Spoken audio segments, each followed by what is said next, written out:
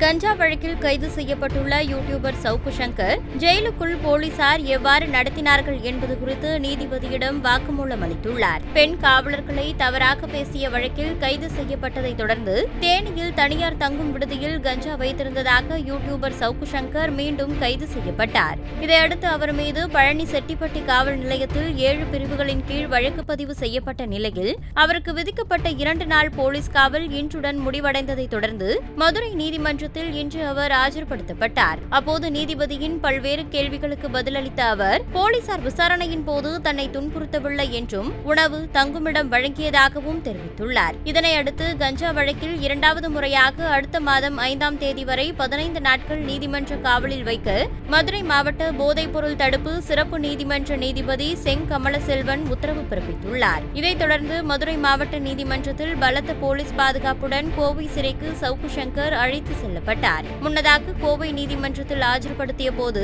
தனது கையை முறித்தது எஸ்ஐ செந்தில்குமார் தான் என்றும் கோவை சிறையில் தனது உயிருக்கு ஆபத்து எனவும் சவுக்கு சங்கர் முழக்கமிட்டிருந்தது குறிப்பிடத்தக்கது.